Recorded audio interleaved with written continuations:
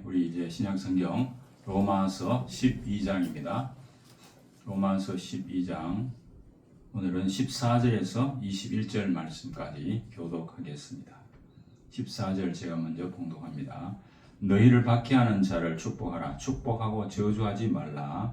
즐거워하는 자들과 함께 즐거워하고 우는 자들과 함께 울라.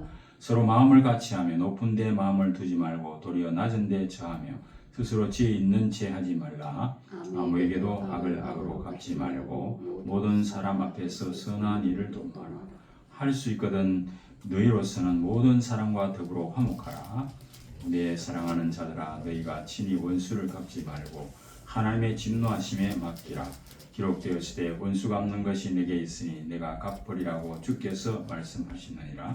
내 원수가 줄이거든 먹이고 목마르거든 마시게 하라. 그리함으로 내가 숯불을 그 머리에 쌓아놓으리라 같이 악에게 지지 말고 선으로 악을 이기라. 아멘. 예, 우리 이제 성도들이 사회 생활을 하면서 여러 가지 인간관계를 맺고 살아가죠. 하버드대 경영대학원에 사용하는 교재에 이런 내용이 있다고 합니다. 기술을 연마하는 훈련을 잘하면은 사회에 성공할 확률이 10%인데 비해서 대인관계가 뛰어나면은 성공할 확률이 85% 높아진다. 그런 말이 있다고 합니다. 이와 비슷한 비유로 우리가 일반적으로 일반지능, 즉 IQ가 사회적 성공을 예측할 수 있는 확률은 한 20%밖에 되지 않는 데 비해서 감성지능, 즉 EQ라고 그러죠. 이 감성지능이 사회적 성공을 예측할 수 있는 확률이 80%다. 이 감성지능이라고 하는 것이 바로 자기 감정을 이해하고 타인의 감정을 이해하는 것을 말합니다.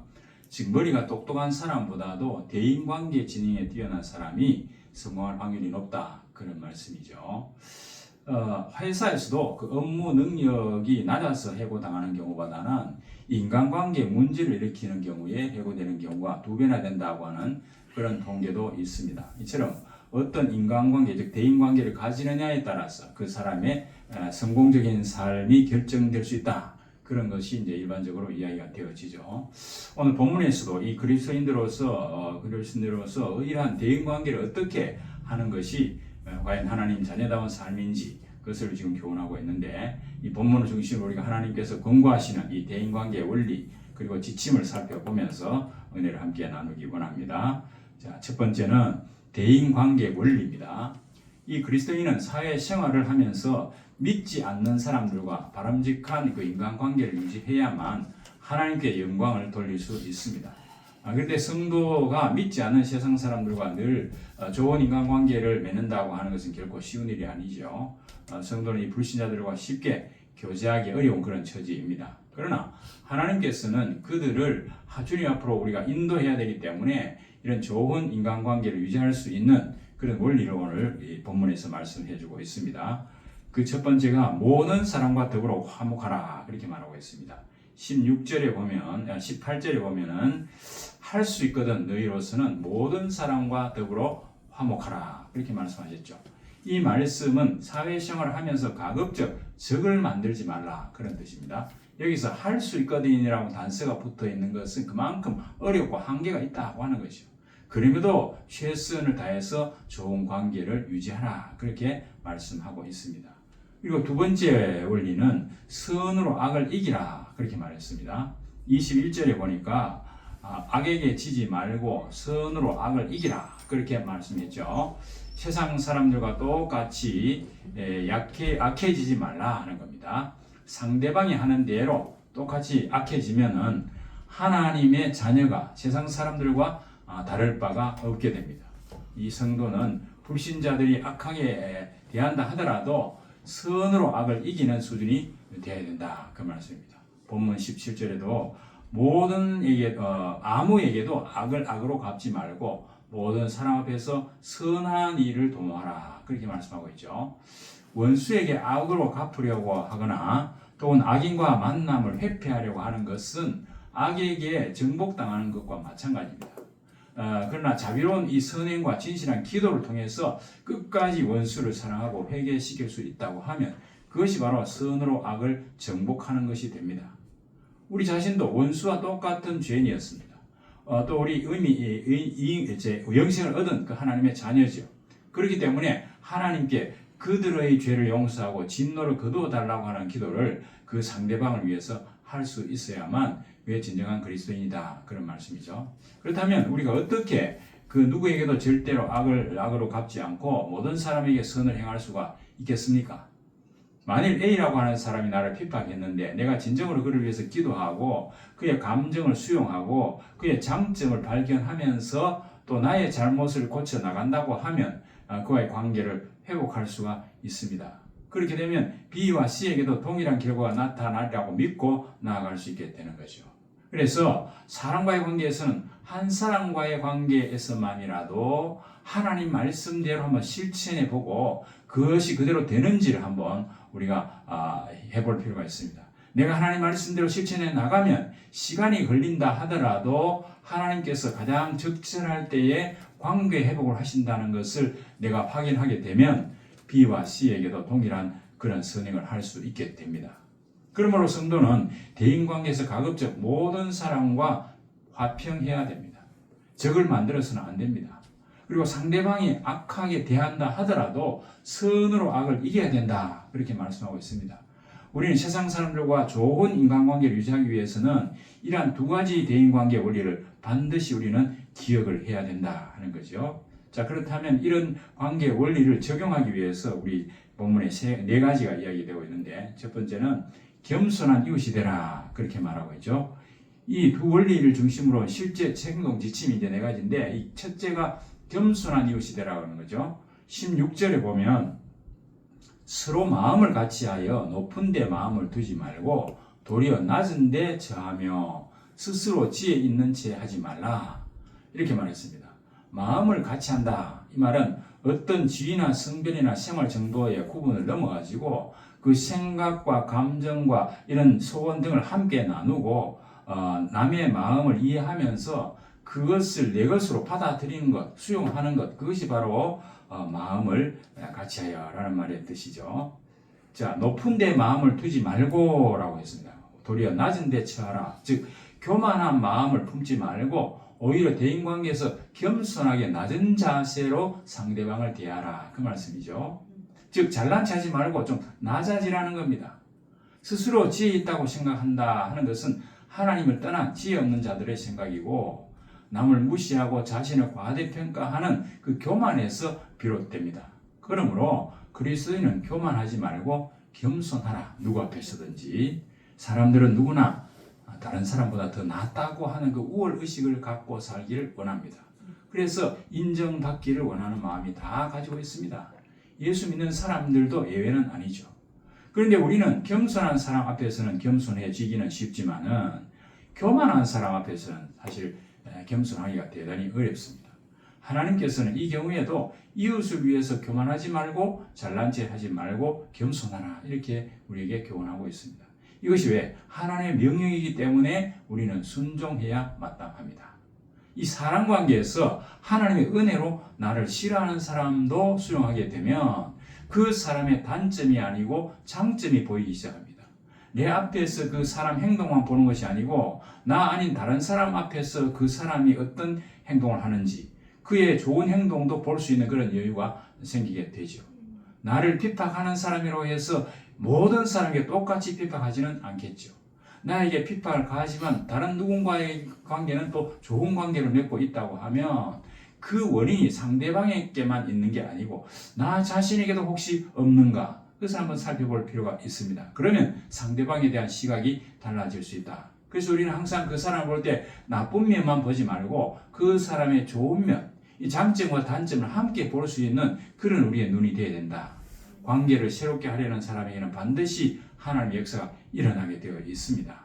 두 번째, 함께하는 이웃이 되라 그랬습니다. 본문 15절에 보면 즐거워하는 자들과 함께 즐거워하고 우는 자들과 함께 울라 이렇게 말씀하고 있죠. 우리가 누구에게 마음을 주고 함께하는가 하는 것을 간단히 알 수 있는 방법이 있습니다. 그것은 이웃이 몹시 슬픈 일을 당했을 때 함께 울 수 있는가, 또는 이웃에 참 좋은 일이 있을 때 함께 기뻐해 줄 수 있는가, 이걸 점검해 보면은 내가 마음을 주는 함께하는 이웃인지 아닌지를 확인할 수가 있습니다. 그럼 그것도 어떤 이웃이냐에 따라서 달라지겠죠. 평소에 좋아하는 이웃이라고 하면 우리는 함께 슬퍼하고 함께 기뻐하기가 쉽습니다. 그러나 평소에 별로 감정이 좋지 않았던 이웃이 슬픔을 당했을 때 진정으로 슬퍼하고 위로하고 또 기뻐할 때 기쁨을 만났을 때 함께 기뻐한다고 하는 것이 그렇게 쉽지 않지요. 왜? 그 사람에 대한 감정이 내가 좋지 않기 때문에 그렇습니다. 자, 그런데 일반적으로 슬픔을 당한 이웃에게 우리가 동정을 표하는 것은 기쁜 일을 만났을 때 기뻐하는 것보다는 비교적 쉽습니다. 근데 옛말에 사촌이 땅을 사면 배가 아프다 그런 말이 있지 않습니까? 사람들은 잘 모르는 사람보다 오히려 가까운 사람이 잘 되는 것을 축하해 주기가 굉장히 어렵습니다. 인류 최초의 비유가 어디 있습니까? 가인과 아벨이 제사를 드렸는데 형 가인은 하나님께서 동생 아벨의 제사는 기뻐 받으시고 자기 제사는 그렇지 않다는 사실을 알고 그 동생 아벨을 시기해가지고 질투해서 결국 죽이고 말았지 않습니까? 이것이 바로 타락한 인간의 본성이라는 겁니다. 이런 일이 오늘날도 여전히 일어나고 있다는 사실이죠. 우리 모두는 본성적으로 남이 잘 되는 것을 그다지 좋아하지 않습니다. 그런데 주님은 이웃이 누구든지 기뻐하는 자와 함께 기뻐하고 슬퍼하는 자와 함께 슬퍼하라 이렇게 말씀하셨죠. 바로 그러한 상대의 감정 속으로 들어가 보라. 그 사람의 감정에 공감해보라 그 말이죠. 나를 핍박하는 사람 볼 때 그 핍박하는 사람의 존재 자체를 아예 부정해버리는 경우가 있는데 그렇게 되면 그 감정도 부인하는 게 되지 않겠습니까? 그러면 나를 핍박한 사람은 나로부터 부인당하고 이렇게 목석과 같은 그런 감정이 없는 사람으로 취급해버릴 수가 있습니다. 그러나 내가 정말 그를 위해서 기도할 때 그 감정 속으로 들어가게 되고 그 사람의 처지를 내가 이해하게 된다 그 말이죠. 그렇게 함으로써 그 사람 자체의 감정을 일단 인정하게 되고 그 감정 속에서 그가 나를 핍박하는 이유가 뭔지 그것을 이해할 수 있게 됩니다. 그제야 비로소 등 돌리고 있던 그 관계가 조금씩 개선되기 시작하게 됩니다.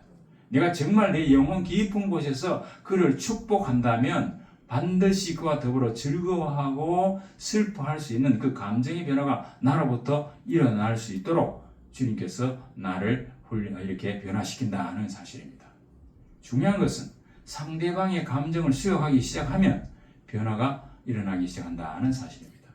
혹시 자기보다 형통하게 보이는 이웃을 볼 때에 질투가 생긴다고 하면 성령께 내 마음을 다스려 달라고 기도할 필요가 있습니다. 세 번째, 축복하는 이웃이 되라 그랬습니다. 좋은 대인관계를 위해서는 이 축복하는 이웃이 되어야 된다 그랬는데 14절에 보면 너희를 박해하는 자를 축복하고 저주하지 말라 그렇게 말하고 있습니다. 이 박해라고 하는 것은 신앙을 지키기 위해서 애쓰는 과정에서 당하는 여러 가지 고난, 고통 이런 것이 이제 박해죠. 그러나 조금 넓은 의미에서 보면은 이유 없이 우리 믿는 그리스도인을 괴롭히고 손해를 입히는 그런 경우도 이 박해라고 볼 수 있습니다. 그런데 이런 사람을 우리가 축복할 수 있겠습니까? 견디기 어려운 박해를 당할 때 저주하지 않고 축복하는 것은 사실 인간의 힘으로는 불가능하다. 어떤 책에서 보니까 아슈비츠 나치가 이 유대인 600만을 이렇게 그 가스실에 넣어가지고 죽이고 할 때 또 자기를 고문할 때 그 그리스도인이지만은 막 그를 죽이고 싶은 그런 생각이 나더라 그런 이야기입니다. 그렇습니다. 본성적으로 그렇게 되겠죠. 그런데 우리는 예수님이 세상에 계실 때 그 당한 고난과 박해를 한번씩 생각해 보면 우리가 당하는 고통은 거기에 비교가 되지 않는다는 걸 알 수가 있죠. 베드로전서 2장 23절에 보면 욕을 당하시되 맞대어 욕하지 아니하시고 고난을 당하시되 위협하지 아니하시고 오직 공의로 심판하시는 이에게 부탁하시며 이 말씀이 나옵니다. 예수님이 그렇게 모진 십자가의 고난을 당할 때에도 그 사람들을 이렇게 욕하거나 위협하거나 그렇게 하지 않고 주님께 그것을 맡겼습니다. 오히려 어떻습니까? 십자가에서 돌아가시기 전에도 주님 저들이 하는 짓이 무슨 짓인지 알지 못하니까 저들의 죄를 용서해달라고 오히려 자기를 박해하는 그 로마 군인들 위해서 기도하지 않았습니까? 베드로전서 3장 9절에 악을 악으로 욕을 욕으로 갚지 말고 도리어 복을 빌라. 이를 위해서 너희가 부르심을 받았으니 이는 복을 이어받게 하려 하심이라. 이 굉장히 중요한 말씀이죠. 악으로 악을 갚는 것, 욕을 욕으로 갚는 것은 이는 이, 눈은 눈이라고 하는 그 일반 사람들의 법칙이죠. 복수하는 방법이죠. 그런데 우리에게는 복을 오히려 거꾸로 빌라 그랬습니다. 그것을 위해서 우리를 부르심 받았다. 그리스도는 그것을 위해서 우리를 하나님 부르셨다. 왜? 우리에게 복이 이어가도록 하기 위해서 그렇게 하셨다. 그래서 우리가 박해하는 자를 위해서 기도하고 복을 빌 때 그 복이 내게 옵니다. 우리를 비판하는 자를 축복하시려고 주님이 우리의 모든 죄를 다 용서하시고 하나님 앞에서 부름받도록 길을 여겨 주셨다. 그 말입니다. 그러므로 이 말씀 앞에 우리가 두려운 마음을 가지고 겸손하게 귀를 기울여야 됩니다. 내 마음속에 그런 악한 자를 위한 복수심이 일어날 때 이 말씀을 기억하고 그리스도의 십자가를 생각하셔야 된다. 그 말입니다. 그래서 야고보 3장 9절 10절에 보면은 이것으로 우리가 주 아버지를 찬송하고 또 이것으로 하나님의 형상대로 지음받은 사람을 저주하나니 한 입에서 찬송과 저주가 나오는도다. 내 형제들아 이것이 마땅하지 아니하니라. 이렇게 말하고 있습니다. 예수 믿는 성도는 한 입에서 축복과 저주가 동시에 나와서 안 된다 그 말입니다. 그런데 여러분 앞에 입에서 나오는 이 축복과 저주가 그대로 된다고 믿습니까? 일반 우리가 이 지금 심리학 쪽에서 보면 뭡니까? 꽃을 보고 꽃에 이 칭찬을 하면 꽃이 잘 자라는데 저주하면 그 꽃이 시든다는 그런 과학적 데이터가 있지 않습니까? 누가복음 10장 5절 6절에 보면 어느 집에 들어가든지 먼저 말하되 이 집이 평안할지어다 하라. 만일 평안을 받을 사람이 거기에 있으며 너희 평안이 그에게 머무를 것이요 그렇지 않으면 너희에게로 돌아오리라. 주님이 분명히 말씀하셨습니다. 주님께서는 우리가 이웃을 위해서 평안을 빌 때에 그 평안을 받을 사람이 그 집에 있다면 그 집이 복을 받고 평안을 받을 자격이 없는 사람이 거기 있다고 하면 그것이 다시 복을 빈 사람 나에게로 돌아온다. 그렇게 말씀하고 있습니다. 즉 말씀대로 되는 거죠. 이처럼 우리 성도가 축복하면 상대방이 복을 받을 수 있다. 그런 상대방이 복을 받을 자격이 없으면 대신 축복하는 내가 그 복을 받는다. 이걸 거꾸로 뒤집어서 생각하면 만약 상대방이 내가 저주를 한다고 치면 어떻게 됐습니까? 그 상대방이 저주를 받을 만한 사람이면 그 저주를 받겠지만 그렇지 않으면 내가 한 그 저주가 내게로 돌아온다는 사실입니다. 그렇기 때문에 우리는 상대방을 저주하지 않고 축복하는 것이 더 좋습니다. 박해자를 축복한다는 것은 그를 좋게 말하고 칭찬하고 복을 빌어준다고 하는 의미죠. 박해하는 자라도 그를 칭찬하고 복을 빌어줄 때 그 박해자의 마음이 변화되지 않겠습니까? 그 다음 이어서 나오는 것이 이제 네 번째 원수를 사랑하라. 더 적극적인 의미가 나오죠. 이 마지막으로 이 덕스러운 대인관계를 유지하려고 하면 원수라도 먹이고 마시게 호의를 베풀어라. 그렇게 말씀하고 있는데 우리 19절 20절에 보니까 내 사랑하는 자들아 이 그리스도인에게 말하는 거죠. 너희가 친히 원수를 갚지 말고 하나님의 진노하심에 맡기라. 기록되었으되 원수 갚는 것이 내게 있으니 내가 갚으리라고 주께서 말씀하시느니라. 내 원수가 줄이거든 먹이고 목마르거든 마시게 하라.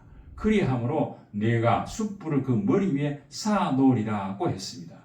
여기서 주님이 내가 대신 친히 원수를 갚겠다는 것은 그 밑에 보면 신명기 32장 35절에 구약에 이 말씀이 나와 있는 것을 여기 지금 인용을 했죠, 바울이. 우리가 살다 보면 가끔 생각지도 못한 그런 원수가 생길 수가 있습니다. 누군가 음주운전을 해가지고 내 자녀를 평생 불구자로 만들어 놓는다거나 혹은 사망에 이르게 한다면 그 상대방을 내가 용서할 수 있겠습니까? 그 상대방이 원수가 되어버리죠. 아무리 용서하려고 해도 어렵습니다. 더구나 의도적으로 나를 속여가지고 큰 손해를 입히거나 사기를 치거나 누명을 씌워가지고 나를 아주 곤란하게 만들었다고 하면 우리가 어떻게 하겠습니까? 과연 그런 사람을 우리가 사랑할 수 있겠습니까? 그런데 오늘 말씀에서 하나님께서 그런 때에도 절대 복수하지 말라 이렇게 권고하고 있습니다. 다윗은 자기를 비판하는 사울 왕을 죽일 기회가 2번이나 있었지만은 그것을 포기하고 하나님이 기름 부은 자를 내가 어떻게 할 수 없다라고 그것을 하지 않았습니다. 하나님께 맡겼습니다. 그러므로 원수 갚는 것은 하나님께 속한 권한이다. 꼭 우리가 인정을 해야 되고 그래서 우리가 직접 원수를 갚으면 안 됩니다. 우리가 원수를 갚으려고 하다가 잘못해서 더 큰 화를 불러올 수 있기 때문에 그렇습니다. 사실 우리는 눈은 눈으로 이는 이로 아주 공정하게 원수를 갚을 능력이 있다고 생각하지만은 우리는 원수에게 복수를 하면 더 했지 덜 하지는 않다. 그죠? 공정하게 그렇게 내가 받은 대로 그만큼 돌려줄 수는 없다 이거죠. 우리가 직접 원수를 갚지 말라고 하신 또 다른 이유가 있습니다. 칼을 가지고 복수한 자는 반드시 칼로 망한다 하는 거죠. 우리가 성경 베드로에 보면 베드로가 예수님을 잡으러 온 그 대사장의 종 말고라고 하는 자의 귀를 칼로 쳐서 그 귀를 베어버리니까 예수님이 뭐라고 말합니까? 마태복음 26장 52절에 보면 예수님께서 내 칼을 도로 칼집에 꽂으라. 칼을 가진 자는 다 칼로 망하느니라. 그렇게 직접 말씀하셨습니다. 설령 원수를 갚았다고 해도 복수는 또 다른 복수를 가져오게 되어 있죠. 그래서 베드로가 이제 예수님 잡혀가는 거기에 갔을 때 멀찍이 한 사람이 와서 아니 너가 전에 말고의 귀를 벤 자가 아니냐 이렇게 이야기하자 베드로가 들켰다고 생각하고 도망가지 않았습니까? 원수에게 복수하지 않고 오히려 그가 어려울 때 먹을 것과 마실 것을 제공한다면 그들의 머리에 숯불을 얹어 놓은 것 같다. 이 말이 무슨 뜻입니까? 즉 원수를 생각할 때 이제 원수가 생각할 때 나는 저렇게 악을 했는데 저 사람은 내게 이렇게 선을 베푸는구나. 이렇게 상상할 수도 없는 그런 사랑과 선의를 베푸니까 마치 숯불을 머리에 얹어 놓은 것처럼 부끄럽고 창피해가지고 얼굴이 화끈화끈하게 된다. 그 말이죠. 또 온몸이 그 뜨거운 사랑에 감동이 된다. 그 뜻이 포함되어 있습니다. 사랑의 불에 녹아버린 마음에는 복수의 칼이 남아있을 수가 없겠죠. 우리가 원수에게 진정한 사랑을 베푼다고 하면 그 원수의 마음을 녹일 수 있고 그가 회개하고 하나님께로 돌아오게 할 수 있는 길이 열린다. 그 말입니다. 악을 악으로 갚는 것은 너무 쉬운 방법입니다. 그러나 그것은 그리스도인의 방법이 아닙니다. 주님의 위대하심은 가장 악한 것을 가장 선한 것으로 갚았다는 데 있지요. 예수님은 자기를 못 박아 죽이는 사람을 용서해 달라고 간구를 했습니다. 사랑의 극치는 바로 이 용서할 수 없는 사람을 용서하는 겁니다. 정말 주님께 내 죄를 용서해 달라고 기도할 수 있으려고 하면 내가 다른 사람의 죄도 용서해야 된다 하는 것이 주님이 가르친 기도에 나오지 않습니까? 그게 바로 주님의 기도, 주기도의 참 의미가 되겠죠. 베드로가 주님께 형제가 나에게 죄를 범하면 7번까지 용서하면 되겠습니까? 라고 물었죠. 그때 주님 뭐라고 말합니까? 7번이 아니라 7번을 7번까지 용서하라. 490번 용서하라는 뜻이 아니고 언제든지 얼마든지 용서하라 그 말씀이겠죠. 우리가 주님으로부터 주님의 죽으심으로 말미암아 내가 생명을 얻었는데 그 외에 왜 용서하지 못하겠느냐? 우리 죄를 대신해 속죄하기 위해서 목숨까지 내어진 그 주님의 사랑을 생각하면 우리도 형제를 얼마든지 용서하는 것이 마땅하다 그 말씀이죠. 우리가 주님께로 죄 용서받은 것은 이 성경 비유에 보면 1만 달란트 빚진 자가 주인에게 몽땅 탕감받은 것이 나오죠. 1만 달란트는 6천 데나리온이고 한 데나리온은 하루 근로자 임금에 해당이 되는데 1만 달란트를 날짜로 계산하면 16만 4천 년 정도 일해야만 갚을 수 있는 거니까 이 평생 일해도 이 막대한 금액을 갚을 길이 없다. 그것을 우리가 탕감받았다는 거죠. 그런데 이 세상에 누군가에게 내가 아무리 죄를 지었다 해도 하나님 보시기에 그것은 불과 100데나리온에 밖에 해당이 되지 않는다는 거죠. 100일 정도 일하면 벌을 수 있는 그런 금액으로 청산할 수 있는 거다 그 말이죠. 그럼 우리가 주님께 죄 용서 받는 것에 비하면 그 상대를 용서해 주는 것은 비교조차 불가능할 정도로 작은 것인데 그것조차 내가 용서하지 못한다면 되겠느냐? 그 말씀이 바로 그 비유입니다. 그러므로 이 엄청난 하나님의 용서를 믿는다고 하면 우리가 원수까지 용서하고 사랑해야 한다고 하는 것은 이 하나님의 사랑 때문에 그렇습니다. 내가 그 사랑을 받았기 때문에 그렇습니다. 하나님의 사랑으로 말미암아 다른 사람을 용서하는 사람에게 하나님께서는 무엇이든지 응답하시고 친히 우리와 함께 하시는 것을 믿습니다. 예를 들어서 1948년 손양원 목사님이 그 한창 공산당이 활동할 때 두 아들이 공산당 그 앞잡이 노릇을 하던 안재선이라는 청년에게 죽임을 당했죠. 이 원수된 자를 선 목사님은 오히려 그를 양아들로 삼아서 보살폈지 않습니까? 그리고 얼마 전에 제가 또 이 특강하면서 이야기했습니다만은 이 이대몽 참빛그룹 회장이 자기 아들이 서울 애고 다닐 때 그 친구들의 학교 폭력으로 인해 사망을 하게 됐죠. 그를 용서하고 오히려 경영이 어려웠던 이 서울 애고를 인수해가지고 명문고로 키우고 개교 70주년 때 학교에 70억을 들어가지고 그 연주홀을 건축했다고 하는 것이 TV조선에 나오지 않았습니까? 그래서 이 사망한 아들의 이름을 장학회를 발주해서 36년째 수많은 음악도들을 그 장학금을 지급했다고 하는 그런 미담이 소개가 된 적이 있습니다. 이처럼 손양원 목사님뿐만 아니라 가톨릭 신자인 이대봉 회장도 원수를 사랑하라고 하는 말씀을 실천했습니다. 자, 자기 아들을 죽인 그를 복수한다 한들 아들이 살아 돌아오지 않는다. 그래서 내가 용서하는 것이 좋다 해서 그 용서의 힘, 그것을 그에게 선물을 했다는 거죠. 말씀을 정리하겠습니다.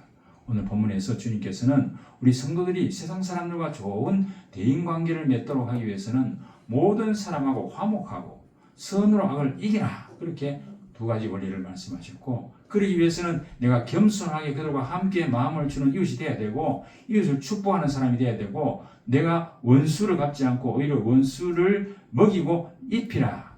원수 갚는 것은 하나님께 맡기라, 그렇게 말씀하고 있습니다. 근데 이 모든 대인관계의 원리와 지침은 사실 우리 자신의 힘으로는 감당할 수 없는 요구죠. 우리의 한계입니다. 그러므로 우리가 성령의 능력을 힘입으면은 이것을 실천하게 할 수 있다, 그렇습니다. 그래서 이 능력을 달라고 우리가 구해야 됩니다. 이 엄청난 명령을 하신 이유가 우리 예수님을 본받아서 온전한 사람이 되도록 원하시고, 그 불신자들과 좋은 관계를 맺으면서 그들을 주님께로 인도할 뿐만 아니라 그를 통해 하나님께 영광을 돌리도록 하기 위해서 오늘 이 말씀을 주신 것입니다. 성령이 우리 마음을 다스리면 우리 이웃에게 마음을 주고 축복하고 원수조차 사랑할 수 있게 됩니다. 이 성령 충만과 성령의 능력을 우리가 강구해야 되겠습니다. 그리고 이것을 우리가 실천해야 되겠습니다. 하나님께서는 우리가 할 수 없는 것을 억지로 명령하시는 분이 아닙니다. 할 수 있는 성령의 능력을 주시고 순종만 하면 그 능력으로 이웃과 함께 웃고 함께 울 수 있는 그런 대인관계를 만들 수 있다 하는 사실입니다. 하나님께서 우리를 성령 충만하게 하셔서 이 좋은 대인관계 속에서 우리가 정말 그리스도인에서 참된 행복과 평안을 누리시기를 주님은 바라고 계신다 하는 사실이죠. 이 하나님의 크신 사랑과 은혜를 날마다 우리가 찬양하고 감사하고 말씀대로 순종하는 저 여러분 되기를 주님의 이름으로 축복합니다.